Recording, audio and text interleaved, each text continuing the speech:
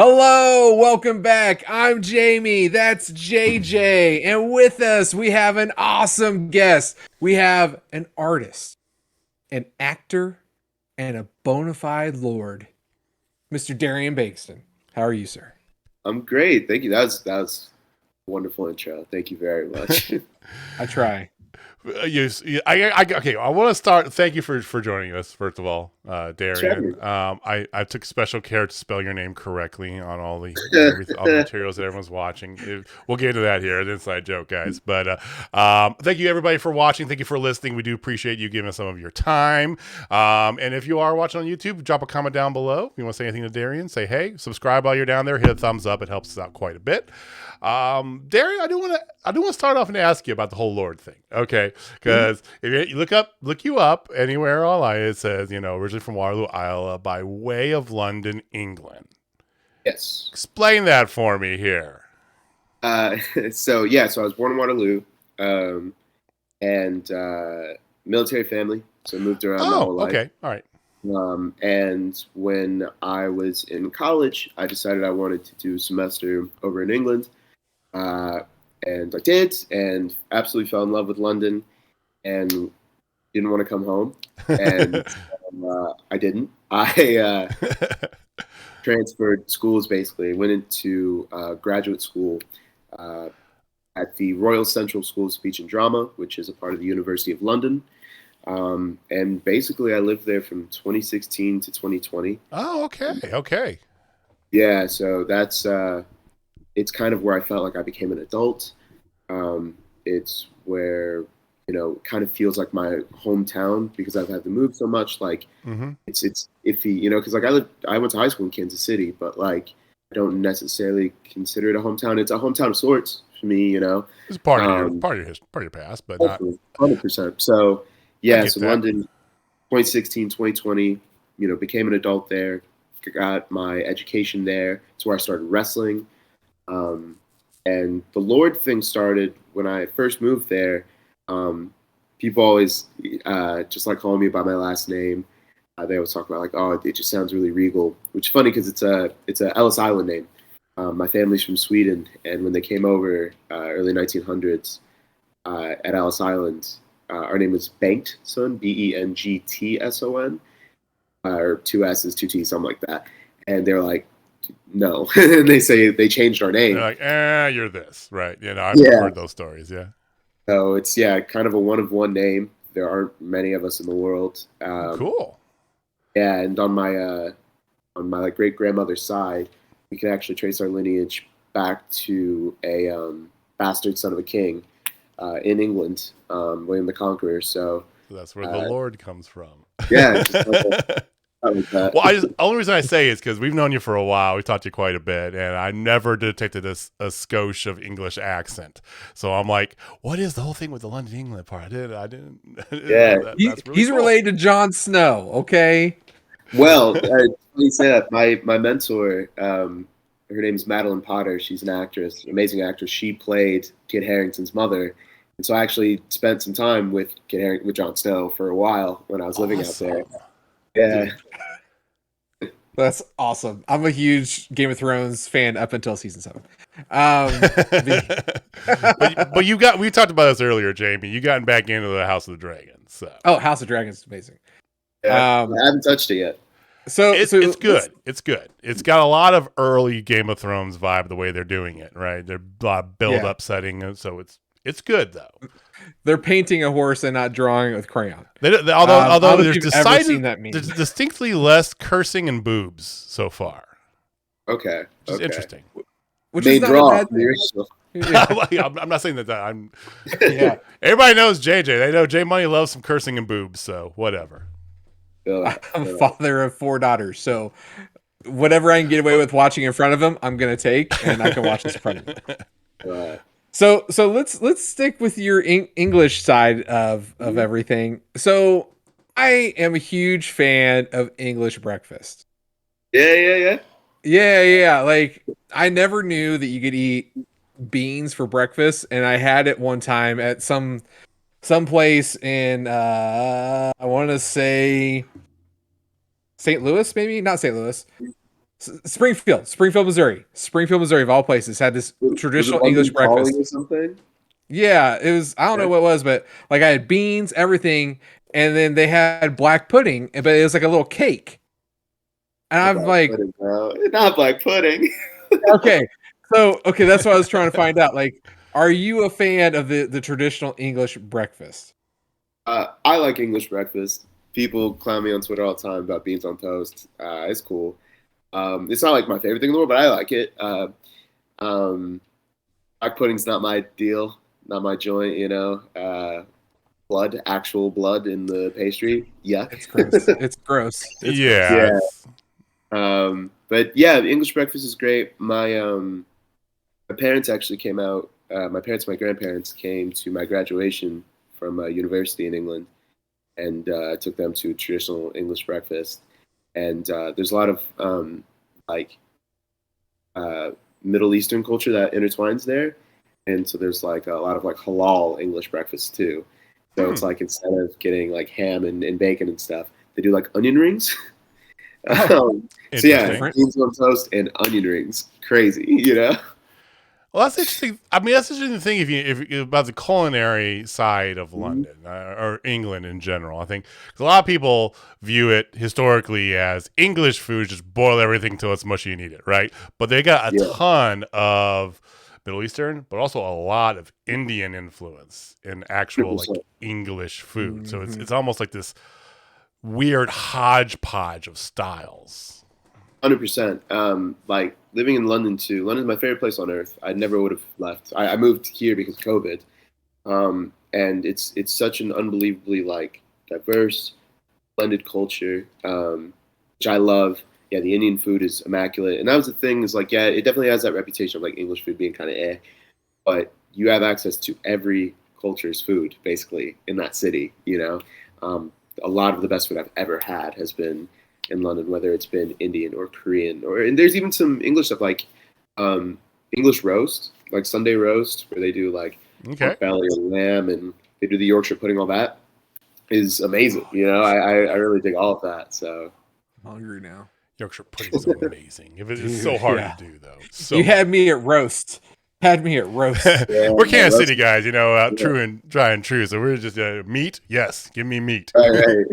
That's one thing I will say. They probably can't beat us in barbecue So there's a place in London called Bodine's Barbecue, and it's specifically Kansas City style barbecue. Yeah. And I would go quite a bit if I would get like homesick or whatever. And it is good. Like it's not 100% the same thing, but it scratched the itch. You know what I'm saying? Right. It's kind of like getting Dickies, right? It's barbecue, Yeah. but it's not quite the same. Yeah. 100%. It's good enough, like you said, just to ease the nerves a little bit, and you're good. It's like, okay, got some Definitely. decent grub. All right. So speaking of England, Mhm. you went there, as you said, for theater, right?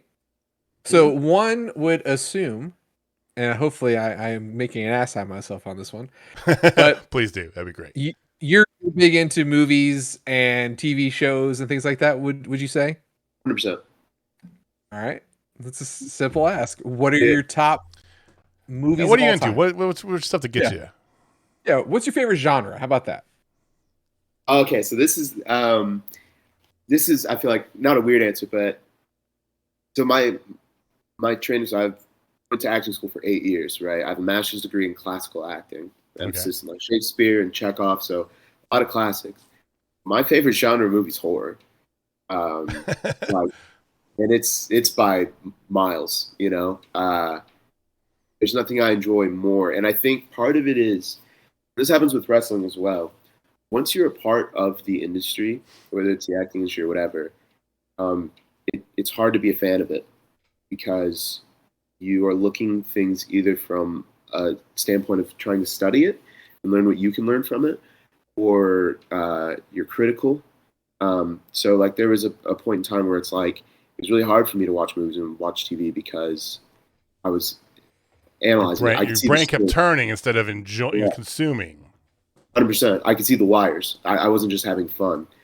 And or I feel like the stakes are different, and so I could sit back and still, granted, I think some of the best acting performances ever have been in horror films, but I definitely just can let go a little bit more, and that's what drew me to wrestling as well. I was in a really dour kind of period in my acting career, and I just needed like an escape from it all, and that's when like Kofi Mania was happening, and I was like getting more emotionally invested and swept up in wrestling than I was in acting, and to feel that spark, really did something for me. So what did I do? I ruined that by becoming a wrestler. Now I see the stream of wrestling and I can't enjoy it anymore. Awesome. Well, what are some of your favorites then? What's some of your favorite movies? You don't have to give us like a top 2, top 3. Just give us a handful. Like, what are some of your go to? Some of the stuff you really enjoy. Yeah. What you got? Some of my favorite films of all time. I absolutely adore Straight Outta Compton. Is one of my favorite movies of all time. Great movie. I think the performances in that movie are unbelievable. I rewatch it all the time. It does a lot for me as an actor. I get a lot out of that. The It remakes, I think, are outstanding. Skarsgård's performance in that is, crazy. We could go on for that. Yeah. I agree. I love him because like that first movie, the first movie for me wasn't scary, like at all. Mm-hmm. It had this certain level of creep and discomfort during the entire movie. And it was really because of how Skarsgård played Pennywise, in my opinion. Just because he just was just unnerving. Like that was the whole thing. He made you feel very uncomfortable. It wasn't scary. It was just uncomfortable.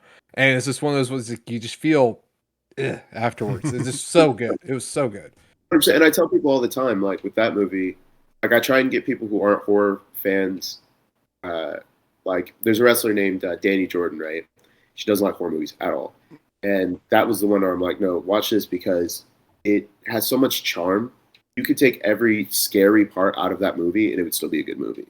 I agree. The children do such a good job in that movie. The atmosphere is so good in that movie. Like really, really, it's like a Stand By Me, right? The Stephen King film. It's very similar in terms of the charm and but just there's also the horror element to it. Massive fan of that. Evil Dead. Do you like the original It at all, or? I like the original It as well. Okay. I like the original as well. But you prefer the newer? I think so. Okay. I think I do. Yeah. But it's I think it's a bit not apples and oranges, but Skarsgård's Pennywise and Curry's Pennywise are different enough that I don't feel like it's necessary to compare them. Okay. Agreed. Yeah. Kind of like when people get into like talking about the Joker as well. Like I think it's a character that you can do so much with that you don't even really have to compare them because you can play them so differently. You don't have to have the same exact. Well, it makes a different movie, it really does. When you have a central character like that, and Joker's. See, Jamie is our resident horror movie fan person. I'm not really into horror, a little bit here. I do zombies and some stuff, but Batman is my stuff. But I think you're right, because you can definitely have that, because to have a different look on was the same technical thing, right? This is technically Pennywise, right? But it's such a different version of it. It makes it almost like it's a completely different movie, not even related, so. Yeah, I adore all those. Evil Dead's my favorite movie franchise. Yes. I love Evil Dead so much. So yeah, there's just tons. Love comedies, just everything really. And I love Shakespeare, like super love Shakespeare. And even like movie adaptations, a lot of people don't enjoy them, but I really like Leonardo DiCaprio, Romeo and Juliet. There's a lot of Macbeths out there that I like, all that. I really enjoyed that version because, ironically, I was actually, when that came out in school, we were actually going over Shakespeare, and we were doing basically, it was just English. It was like an AP English class that I was in at the time, but we were doing actual like read through performance of Romeo and Juliet right as that movie was coming out. So it's interesting studying it literally at the same time, not being an actor or acting school, but seeing how the dialogue, everything was spot on that movie. It was just stylistically so drastically different. But yeah, it gets so much credit for me because like I feel like Shakespeare is such a dreaded thing when you're in school. It's, even for me when I was in high school, like going through the English courses, I think it's because we don't teach it correctly. We teach it as literature, we teach it as poetry, but really it's something that's meant to be, consumed theatrically to see in performance. Because your biggest job that they drilled into us in school was like your biggest job as a Shakespearean actor is to communicate the message. So many people have such a hard time understanding the language that they're disinterested or they can't follow, and that causes them to be disinterested. What those do, I think, is like they make it palatable. And make it easier for people to consume, which I think is, it's the most important thing. It's the same thing with wrestling. Like if you go out there and, you just do something that's a bit too heady for everyone, if you're not communicating the message of the story, will become disinterested. I think that's a lot of times when vets complain about, well, tell a story, too many flippy dippies, whatever. Just because the message is getting lost. So yeah, I think all of acting, wrestling, it's all so connected, Awesome. Absolutely. And you did say something just a few minutes ago, and I wanted to circle back to it because I was like, ooh, this could be a good talking point. You said that there have been some great acting performances in horror, right? Yes. And I 1,000%, 1,000,000% agree with that because like there's been some amazing performances. What are some of the performances that you saw in horror movies? You're like, my God, that transcends that. Oh, I forgot this is a scary movie. Yeah, I mean, the obvious one that pops into my mind, the classic one for me, is Jack Nicholson in The Shining. Unbelievable, it's so good. Also, Patrick Wilson is so good, and I think everything he does. So a lot of wrestlers, I give them acting lessons, right?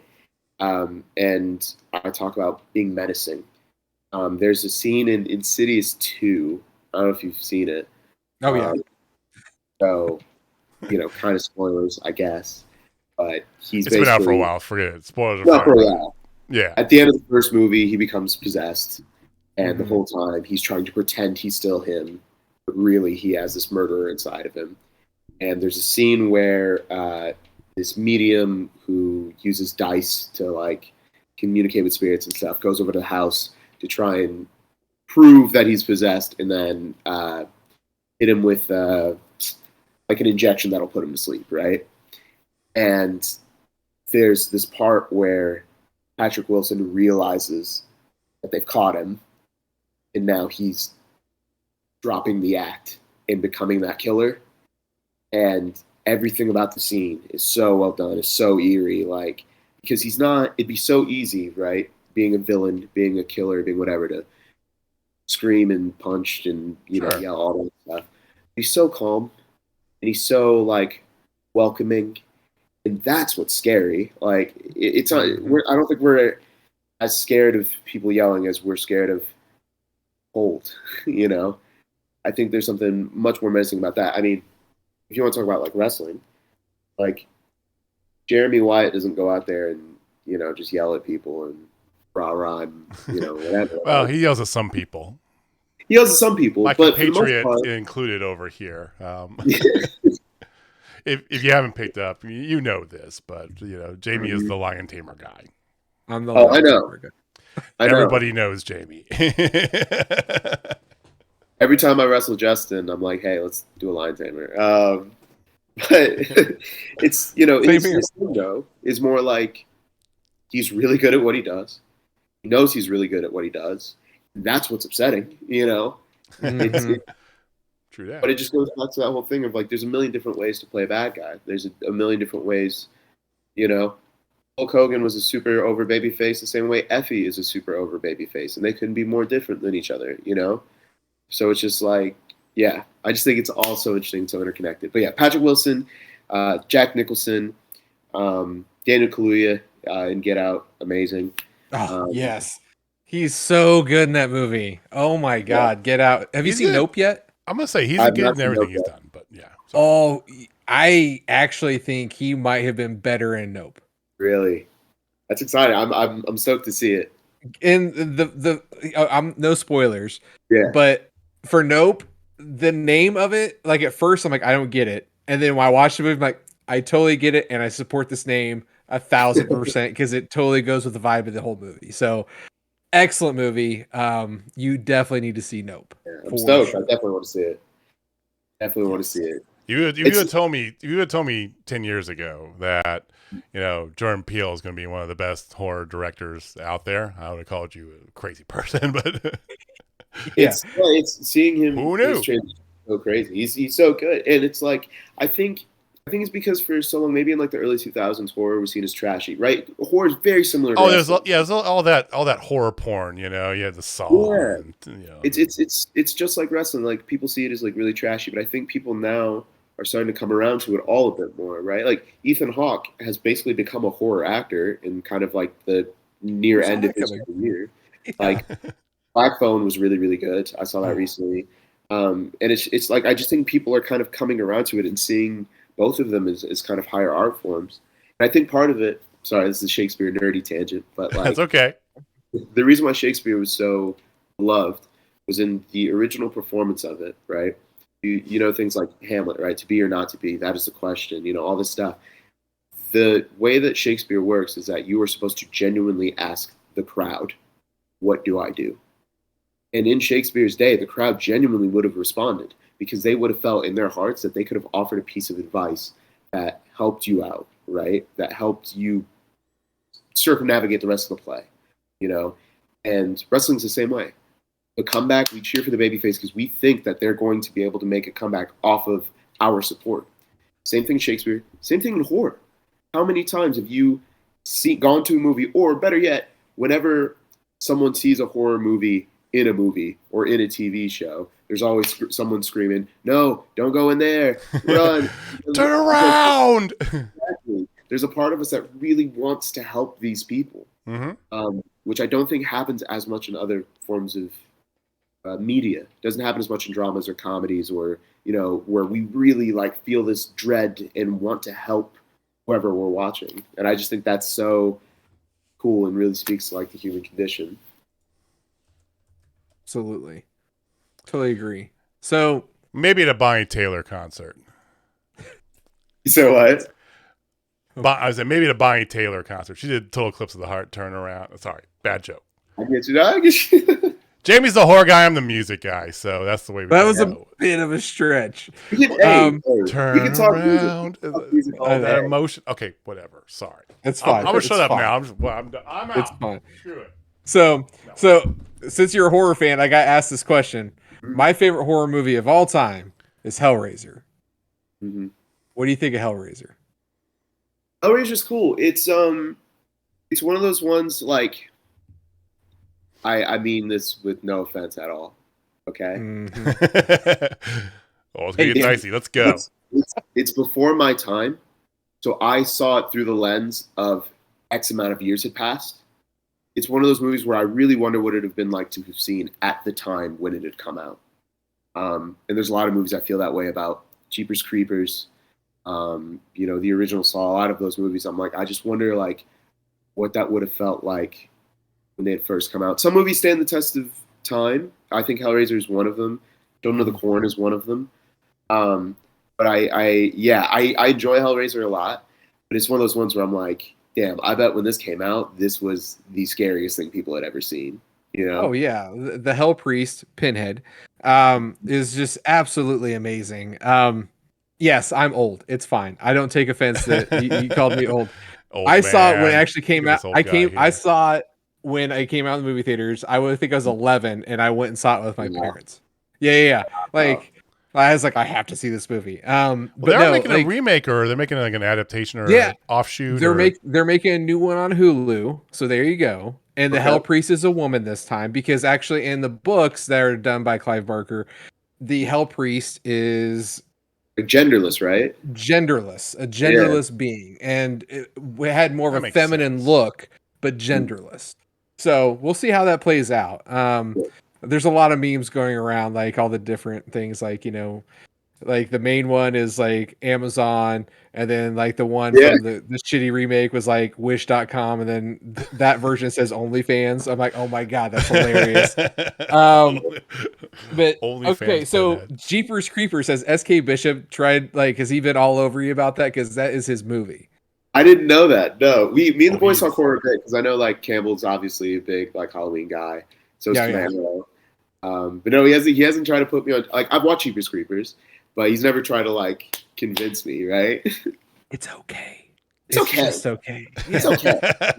It's not even like top 30 scary movies. So, like, and I get it because I think it plays on like everyone does long road trips, and the situation is something that's so common to so many people, right? Like, I don't think that many people watch Final Destination, but everyone knows the scene with the truck with the logs on it going through the window.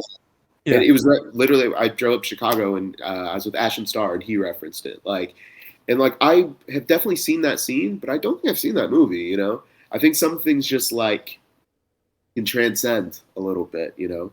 Absolutely. Yeah, it hasn't been aged out yet. You know, but it would have been like to be there when Total Eclipse of the Heart first came out. And a lot of those dudes kind of fall into similar tropes. You made different parallels. About wrestling and movies and other stuff. But I think a lot of those horror movies like that kind of fall into the very similar trope thing. Because there's a lot of. As I said, I'm not nearly as big a horror fan as Jamie is. I like some horror here and there, but mostly not. But a little bit here and there in zombie movies, right? But the ones I do like are very specific, the horror movies. And my favorite horror movie is the original Texas Chainsaw Massacre. But I feel like a lot of movies definitely give you, and Jeepers Creepers plays that vibe. 100%. Right, exactly. It's not a bad thing necessarily. Still, I mean, it's a good path to go down. Not seeing the enemy or the monster for half the movie is great. Yeah. That's suspense, right? I like more of the suspense than I do the horror, right? That's kind of, I think, the types of horror movies that I like that. But yeah, because there's genres within the genre. Just like it's music. like metal, yeah. Like I remember, like me and Vita Von Star when we were going on metal tangents, and we were just going down level after level after level because horror is the same thing. Yeah, 100%. I'm not a gore guy. Like gore's not the thing that does it for me, really. Okay. Vita loves gore. Yeah, it's everyone has kind of like their tinge within the genre, right? Yeah, and like you want to talk about music, like. I have this talk a lot of people with like as far as like hip hop music goes. Problem is it's like it's hip hop or it's rap. We don't have like multiple names at least for genres within the genre, which is why I think there's so much kind of like disparity and conflict and argument as far as that. Yeah. Music category goes. We can list off a million prog rock, glam rock, like a million different things under that category. But then you kind of have rap. Where now it's rap and SoundCloud rap or mumble rap. Or, there's a little bit, right? You got like trap music, you've got, they do a little bit. And I remember like in the early 2000s, they started to, right? Because there was Southern rap. You had more East Coast, but even East Coast is very variant because you had more MC work versus production. And then the lines got blurred without really making lanes enough. So, hip hop is just kind of like the thing. Hip hop, that is such a wide encompassing blanket. Yeah, but to your point, it does feel like that is finally evolving. To your point, like we have trap and mumble rap. Like it's like they're starting to create the genres. Like let's properly identify and give them the outlet. So like it's hip hop and it's got 20 genres underneath it. As it is because. Like if you listen to Little Uzi Vert, completely different from listen to Nas. Like, those are not the same rap, okay, no, people? They're not. No, my best friend Little Uzi. Have you ever seen that picture? No. Little Uzi came to the Nightmare Factory. No. Oh, I think that sounds familiar now that you mention that. My 16-year-old daughter loves herself some Little Uzi Vert. That's what she got me on. She's like, "You hear this? Dad? This is the greatest rap ever." I'm like, "It's all right," because I'm old. Yeah. To your point, I'm old. I'm like, this is. That was your point that you were old. You were making that old point, Jamie. I'm just saying. Don't throw Darian under the bus here for calling you old. No. Oh, he's before my time, you know? Yeah, just before his time. Well, in my time, you are old. It's okay, we had Tupac Jamie. and Biggie, you know? Like, yeah. And the difference between Nas, them, the difference between, you know, Meg Thee Stallion or Kanye, it's so different. And it's, like Kanye, like, is, you know, genre bending all the way, you know, very similar, like, David Bowie. What genre is David Bowie? He is David Bowie. He's David Bowie. You had those transcendent ones. You've had, you know, like Johnny Cash. He's not country. He's Johnny Cash. David Bowie is David Bowie. Kanye. Yeah, and 50, well, in Bowie's case, you know, you have 50 years of transformation and evolution and, you know, all that stuff. Kind of very similar. Like, all that stuff, I think it's so interesting. Like, but I think we're moving into a space in the world, right? Like with gender, with sexuality, with music, where like labels are becoming less and less important. And I think that's really cool, you know. But like, and again, like wrestling is all the same. Like labels and genres are becoming so less important. It's just more like, do you enjoy it or not? Not even is it good or not, but just do you enjoy it or not? You know, is it your thing? I love that approach because I find, and you know, I know Jamie and I talked about this a little bit before. I find it a little bit, it's almost more challenging and hard because it's like me and Jamie could both tell somebody we like metal, but the songs that we would play on our computer or our car would be completely different songs, right? You know, and it's like, well, that's this or that's that. It should.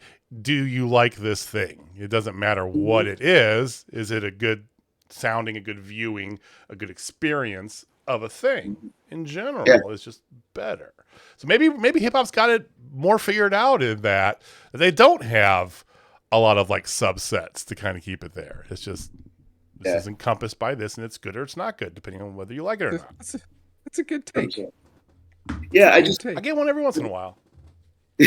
I think it's we are so obsessed, I think, with like what's good quality and not just like what does it for you. You know, like I took philosophy courses in college where they talked about like complex pleasures and simple pleasures and how complex pleasures were better for you. That was listening to a symphony versus listening to the Pussycat Dolls. And I just remember thinking like, well, who gets to decide that? You know, like who gets to decide what's complex and nourishing and what isn't? And it's just like, and at the end of the day, who cares? Like, you know, what makes you happy? And I thought about that with acting, with wrestling, like, you know, if it's not Schindler's List, it's not good. It's not true art. You know, it's like, you know, but maybe I like Face Off. Maybe I want to watch Nicolas Cage do this thing. You know?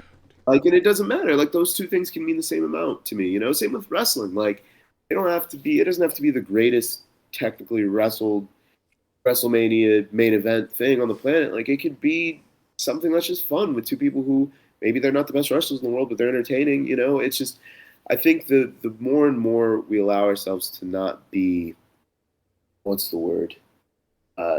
Not stuck up, but what's the word? Pompous? Hemmed in. Like, entitled? I can't think of the word, but we're kind of like snooty about our tastes, you know? Posh?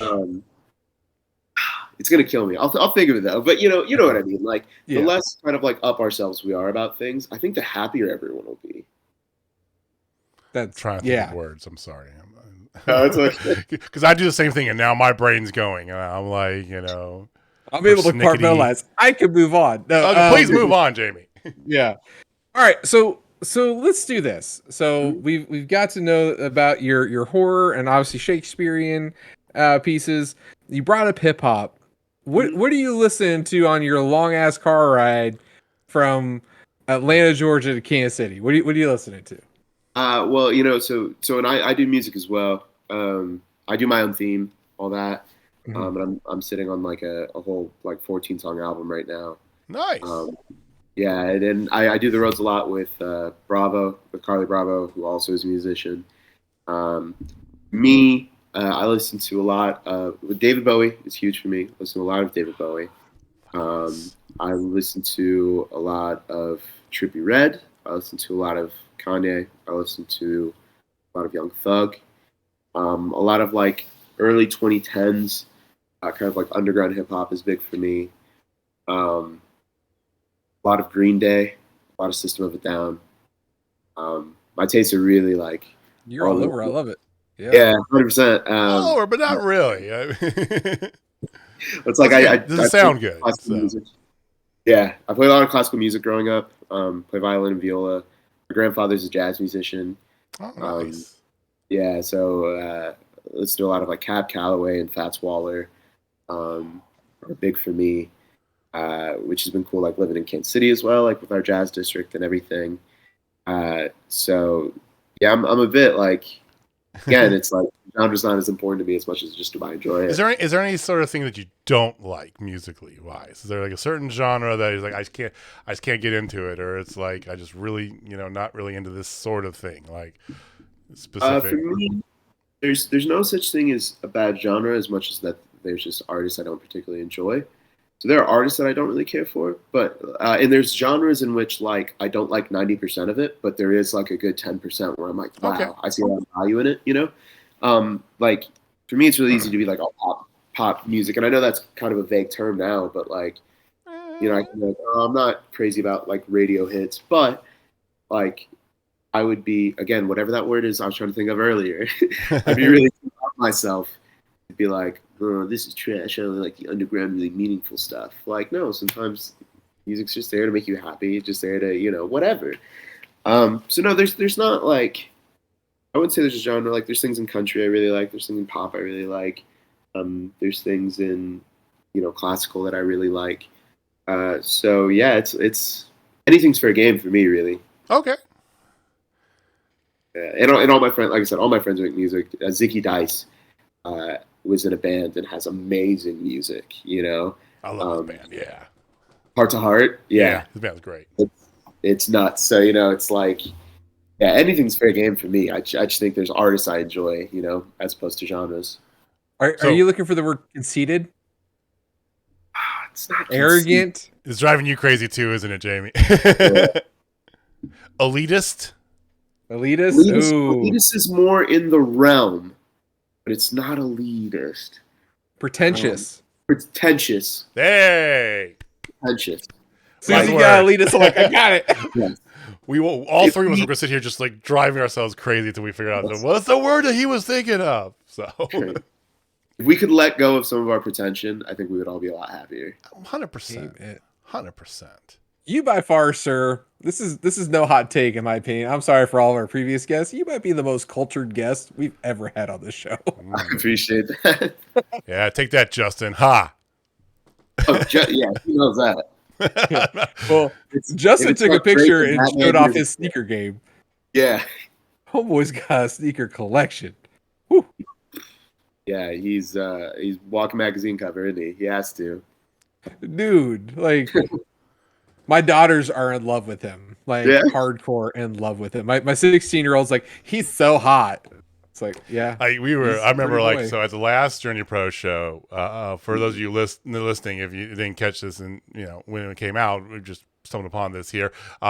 The show that was done in August of 22. It was an outdoor show, evening show. And I remember before the show started, Jamie and I go up to Justin JDX and tell him that. It's like, hey, need to go by and do a little flex in front of his daughter.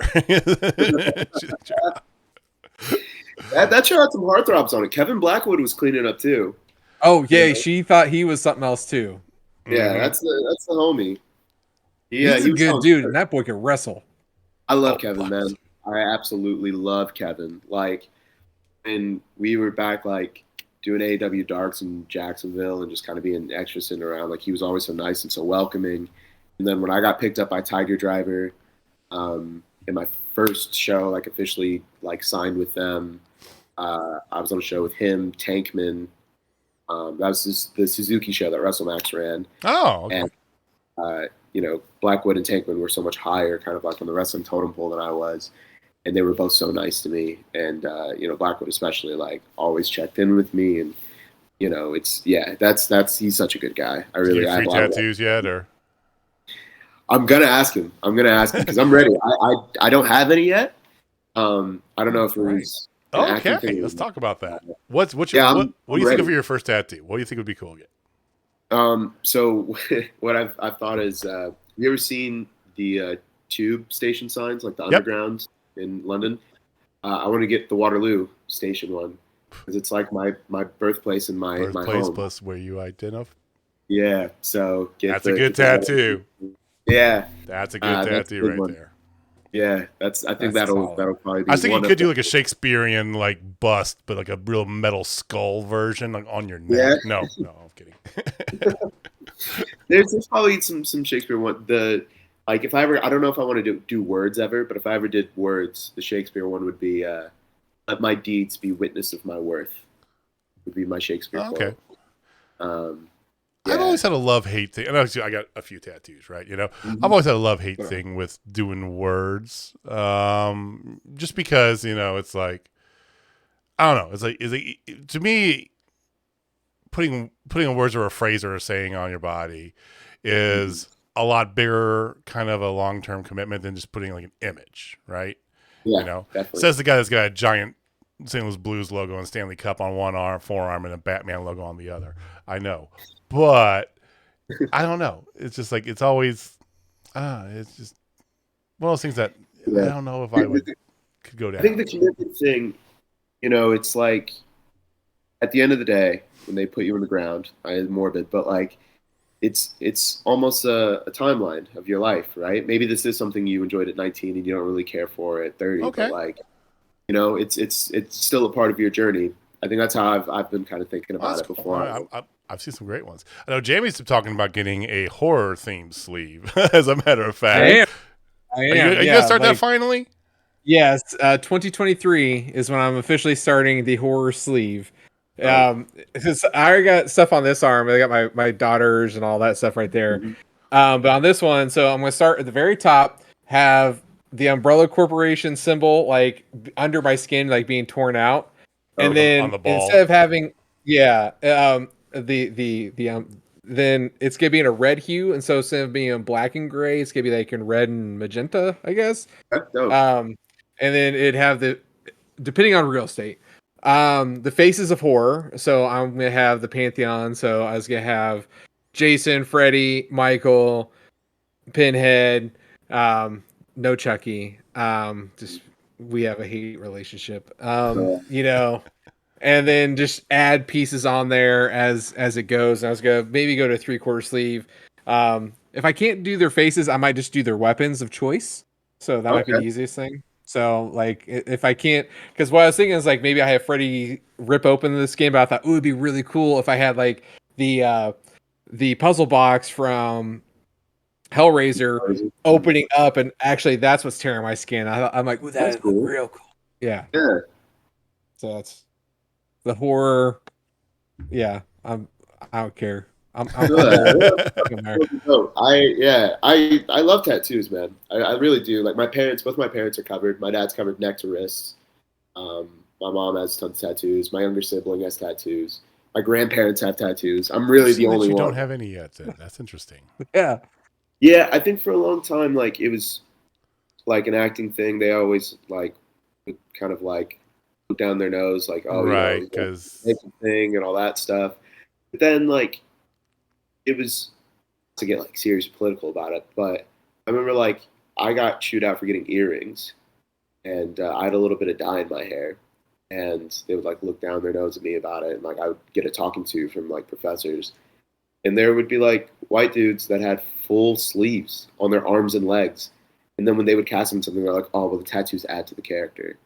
I was like, yo, what the hell? Like, you know, why is it for, you know, cool for them, adds to the character for them. But for me, it's I'm ruining this, you know, integrity of sorts. And that's kind of the thing that drew me to wrestling, right, was I was doing a play in London called The Cherry Orchard by Chekhov. And my director was a dame of the British Empire, very, very famous classical actress. And she didn't like that I had braids. And so one day during rehearsal, she took a pair of scissors and cut all my hair off. Ooh. Which messed me up so bad. Wow. That messed me up. Having to call my mom and tell her and hear her cry over the phone, knowing she's on the other side of the planet and couldn't do anything for me, really hurt. And I was like, why is it that was something that was okay? You've never heard a story about like a white actress getting her head shaved off without her consent. Right, without uproar. And so, and it kind of got buried. There was like, I don't want to say like a cover up job, but like, it kind of got hushed out, whatever. And like, that was just a thing that just really sat on me. Go back to the whole like pretension thing. Like, who gets to decide what's appropriate for a character or for a look or for anything like that, right? Like, if I were to play Hamlet and I was going to do my depiction of Hamlet, and Hamlet came from my background and my setting, just like this dude would with his sleeves and his tattoos, I'm thinking, no, I'm not going to walk around with a pocket watch and a super fancy ring. I'm going to have my gold teeth in, and I'm going to have my braids, and I'm going to, that's what's regal to me. That's how I show that I have money, is I have this kind of jewelry and you have that kind of jewelry. And there's nothing wrong with that. And so I think that's kind of what's led me to this point now. It's what got me to wrestling, because I was just like, that happened to me. The lights and sound technician was a lights and sound technician as well for Lucha Britannia and the London School Lucha Libre, which is where Will Ospreay's from, Cara Noir, Dina Samuels, all them. They invited me to a show to come out, and my agents wanted me to get into a sport anyway. And Anthony Ogogo was signed to the same agency as me, so I met him through there. And that's how I started training. Was I had this kind of bad situation, and then one of those fateful days that you're like, something needs to change, and something needs to change, 100%. And just had a beautiful experience in the wrestling scene in the UK. I was very fortunate. I was not a part of one of the kind of turmoil-ridden parts of the UK wrestling scene. Mm-hmm. It was love at first sight, and been doing it ever since. But so you weren't really into wrestling before that, is what it sounds like. Well, so Waterloo specifically, huge wrestling town. It's the Gable Wrestling Hall of Fame is there. It's where the NWA started, because back in the day, the territory days, it was the main connector of all of the territories. Part of that is because of the train system in Waterloo. And so it's always been a huge wrestling town. My dad was an amateur wrestler, but my parents, again, product of my time, parents were like, Attitude Era, not for kids. You're not watching it. So they warded me off of it really hard. And then I started with actually TNA and WWE ECW. Is where I started my wrestling fandom. Love old TNA is my jam, man. Love it. It's 100% me, right? Like, it's a lot of my styles, very Motor City Machine Guns. Like that's. I like the old James Mitchell Abyss. The Abyss with James Mitchell is my favorite of all time. Abyss, so underrated. Like, I think when it comes to be his time, like to get his flowers, like one of the greatest big men of all time, such a consistent performer and worker, like unbelievable, and so like TNA really has my heart. It's where I kind of started. Which is, crazy, like now that I've gotten to work with some of these guys and meet a lot of these guys personally. So I fell in love probably around like 12, 13, with all that, 11, 12, 13. Fell off a little bit near the end of high school. My friends, I started at Missouri State University, and my friends were really big into wrestling, so they kind of pulled me back in. And then I would like kind of be interested from there on. Like, I wasn't watching Raw every week, but I'd watch the pay-per-views and I'd, all that stuff. Sure. And this was just a part of, Kofi Mania all kind of got me through a really hard time, and with the hair cutting and all that stuff. And I was just like, let's try it. Where they were. Hey, sometimes cards fell on the right reason. So that's awesome. Yeah. So, yeah. And to be there, everything about it felt like fate, right? Like, Ospreay was there my first day of training. Ogogo was there my first day of training. Not a thing anymore, but Jimmy Havoc was there my first day of training. So it was like a lot of people were there, So for me, first day to be surrounded by people, this is beginning of AEW. So like Jimmy was signed already. Anthony was signed already. Will was, I think, New Japan Junior Heavyweight Champion at the time. Mm-hmm.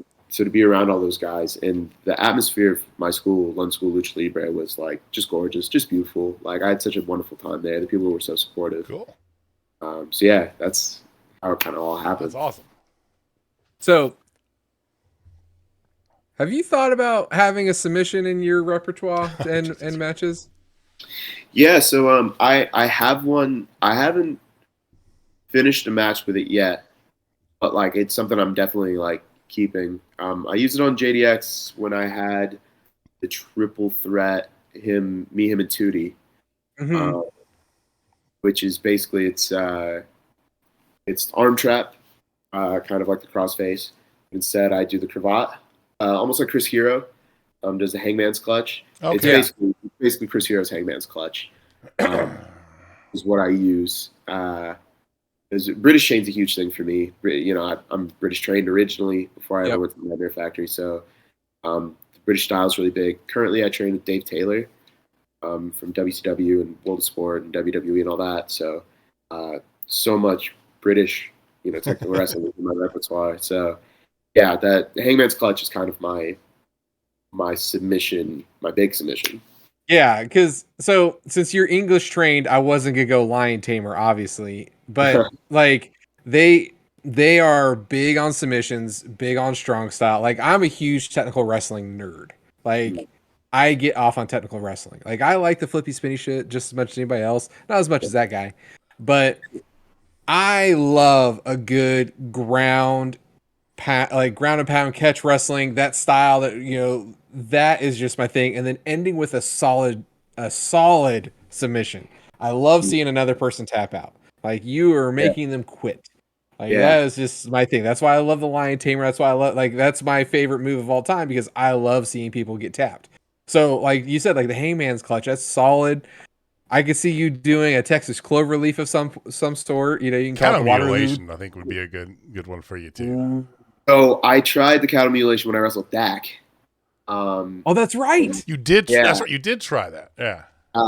He's so big. It was very hard to get my arms together. Yeah. He's big and he has an arm and everything. Yeah. Because that was one thing. Like I just part of the thing with wrestling, right, is you have to do well. If you're a good team player, you have to do what the show calls for.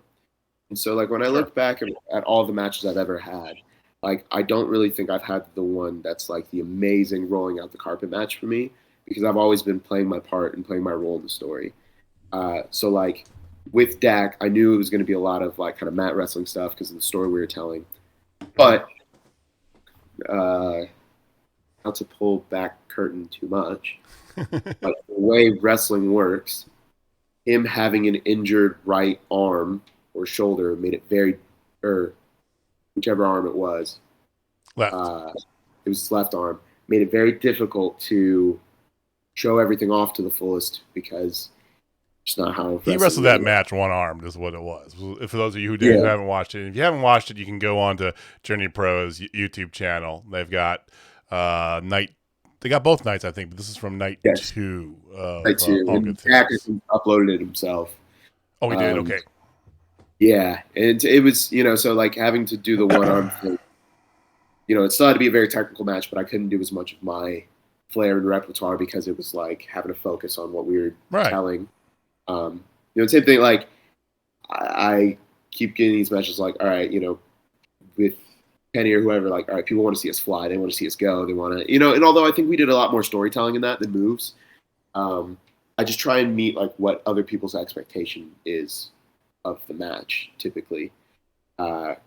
Because I'd love to do more of that stuff. And I remember when me and Dak did that match, Chris Hero does a Twitch stream, and he does like wrestling reviews and stuff. And I really, really like Chris Hero. A lot of my peers like akin me to him, and I asked him a question under my Twitch name, so not even my real name, about, you know, just like some wrestling hold thing. He knew it was me. He called me out on his stream for my match with Dak. He'd seen it. I think Dak sent it to him. Nice. And I had all this kind of like feedback for me. I was like, it was really cool. So that's cool. Yeah, I'm waiting for that. With Cheeseburger as well. Cheeseburger and I were gonna really kind of go that route, more the work, technical submission stuff. And this was 3 shows ago. It was the last show at Agnes. The problem was that everyone went so hard that night. We're like, you go out and go hard like everyone else, like it'll tire the crowd out, and people have already seen it. So we're like, we're gonna go yuck it up a little bit, you know.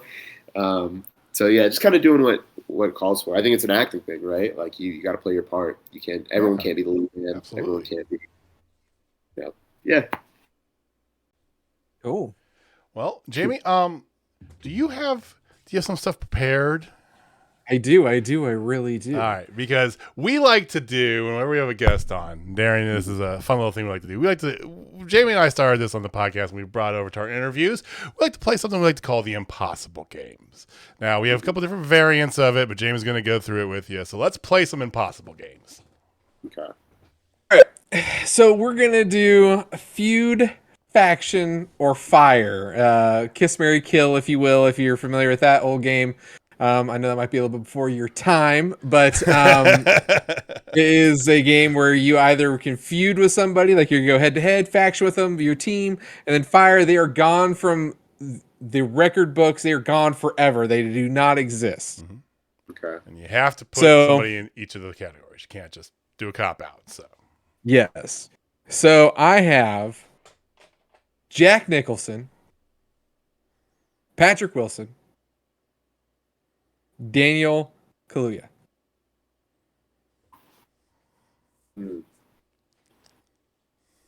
Difficult. May have been paying attention to what you were saying.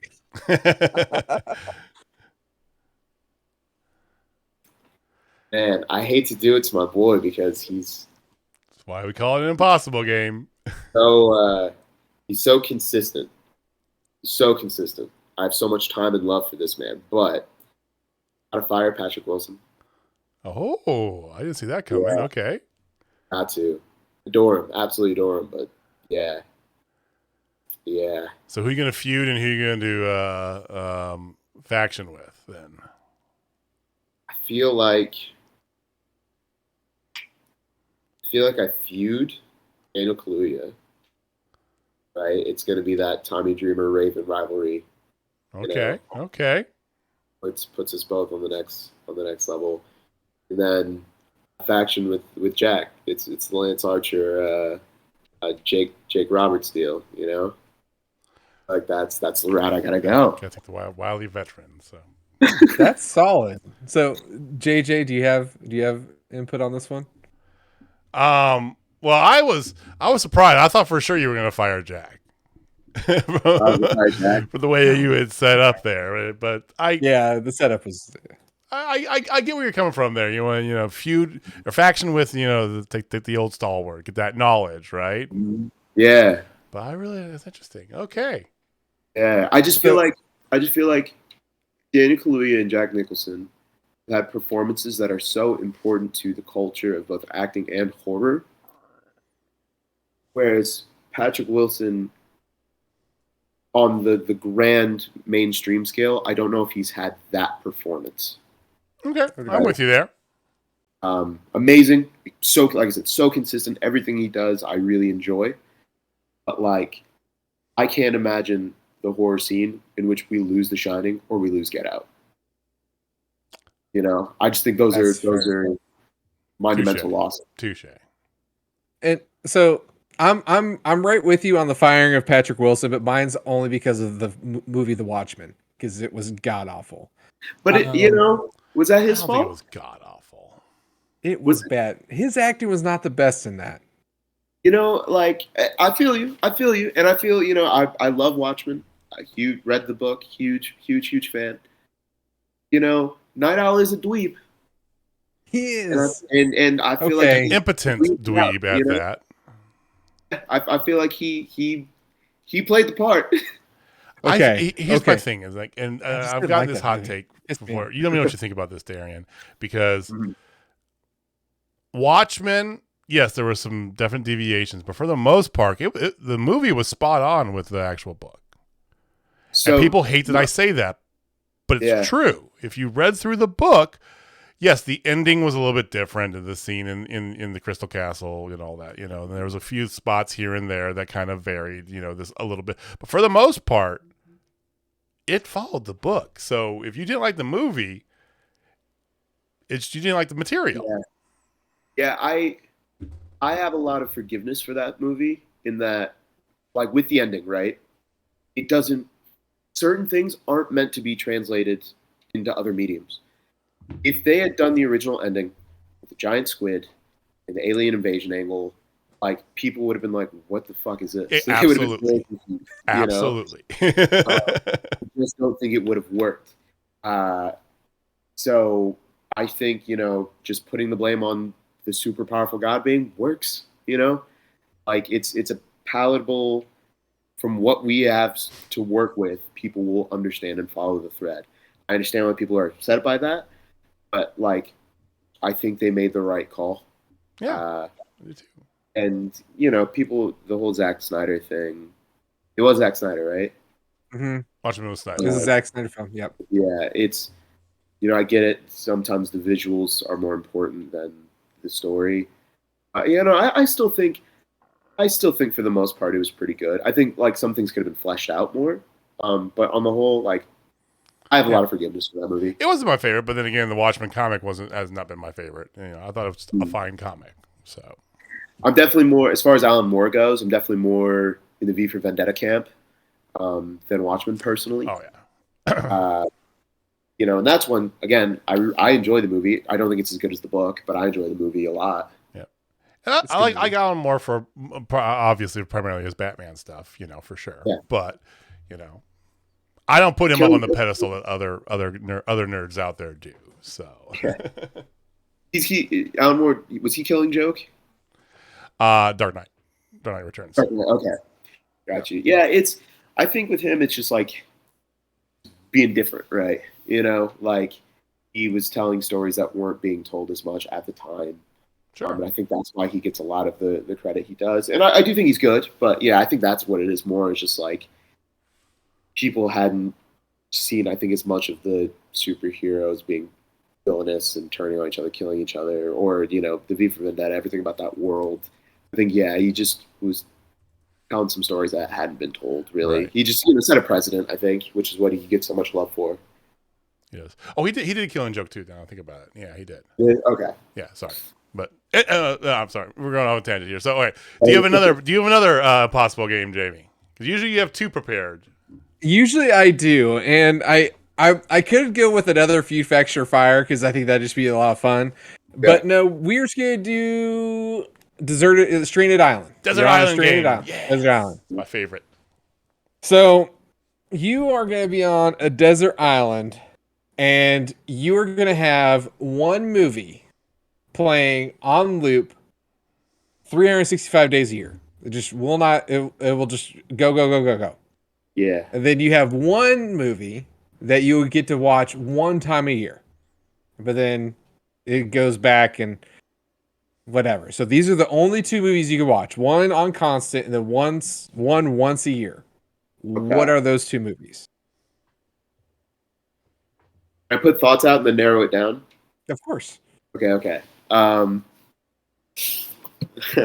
thinking like of the movies that I've watched more than any other movie would be Straight Outta Compton, Insidious 1, Black Dynamite. That's so good. It's so good. So good. Face Off. I love Face Off, dude. Any Nick Cage movie it's gold in my book. I don't even care. I adore him. He doesn't even care. Okay. This guy, yeah, it's so yeah. Donnie Lowrider. Oh, Lowrider Donnie. Those. There's a film called They Came Together, comedy film, Paul Rudd. Mm-hmm. Good. Evil Dead's hard because I love the entire package, so it's hard to pick one. I know we did this with Chris Mowry from Journey Pro. Yeah. He tried to pull the whole.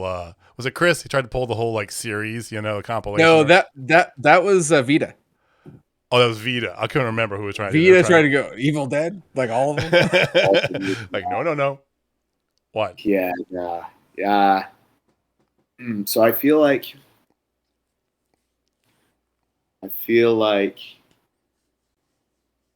Straight Outta Compton has the most variety out of all those. It's very funny at times. Mm-hmm. It's very serious at times. There's a lot of impending doom in that movie as well. So I feel like that one has the most variety. So that one might be my 365. Okay. Single viewing of another movie once a year. Single viewing. I have to be Black Dynamite. Okay. Yeah. I've seen it so many times and it's still funny every time. Hey, touche with that. Yeah. Yeah. Although, like, it's hard to not say Face Off, you know what I mean? It's hard to do, man. Impossible game. Especially if you love movies, it makes it really hard. What a trip. And JJ, what were your two? I did, mine was super nerdy because I'm a giant nerd, right? But I had Empire Strikes Back 365, the best Star Wars movie. And then my once a year was the original Matrix, The Matrix. It's one of my favorite movies, probably a movie I've seen more than any other movie. So that's another one, what it would have been like to see it when it first came out. Oh, it was amazing. It was amazing. I was there. I was in we were sitting in theaters. We tease about Jamie. Jamie's 6 months older than me, but anyway, so we're the same age. But no, it was mind-boggling seeing it because like cinematically, we've never seen anything like it. But I loved everything, the philosophy involved in it, the story behind it. Mm-hmm. I'll fight anybody. Love The Matrix to the day I die. Agent Smith comparing us to a virus, and it's like he's so goddamn right. It's not even funny. Yeah. He's so right. But my one on Continual Loop was Willy Wonka and the Chocolate Factory, the original Willy Wonka and the Chocolate Factory, Gene Wilder, because that crap that Tim Burton did is out the door. No. And then my 1 year, I can't remember if it was Hellraiser or Seven. It was one of those two. Just because Seven had one of the... I think you might have flip-flopped in like remembering between the two. But it was one of those.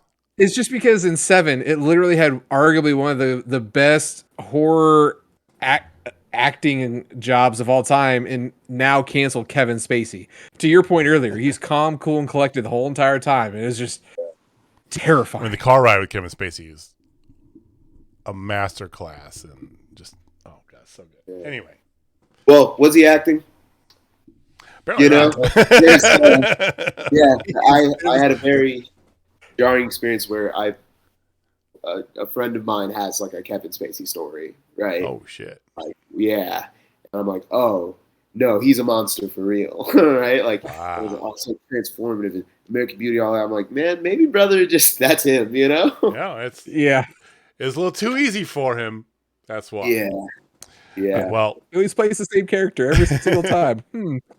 Well, those are the impossible games, aptly named because it's making an impossible choice, right? Mm-hmm. So thank you for playing along with us there, and thank you for giving us some of your time. We want to give some time back to you, Darian, because we like to pass it over. You're now entering Plug City, so please feel free, plug whatever you got, whatever you want, whatever you got going on, your socials and upcoming shows, upcoming events, any projects. Please feel free, plug away.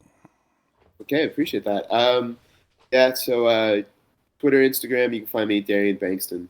One of those ats might be Lord Bengston. I think your Instagram is Lord. Gotcha. Yeah, it is. But like, if you put in Darian Bengston, I'm one of one. There's no one else in the world. You can Google. It's pretty. I'll have links for us down below, by the way. Just don't worry.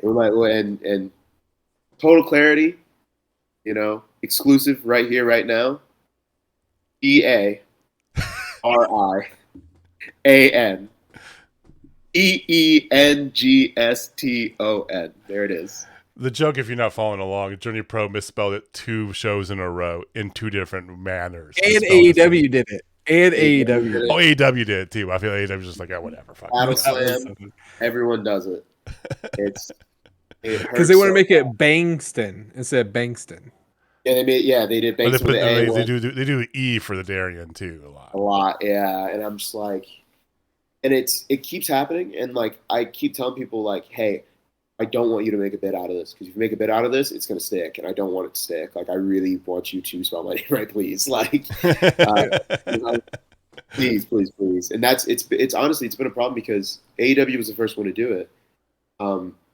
Which I told them, like, there's no you have a million people you have to take care of, but like because AEW did it, people Google me and AEW is one of the first results they see, and they see my name spelled that way.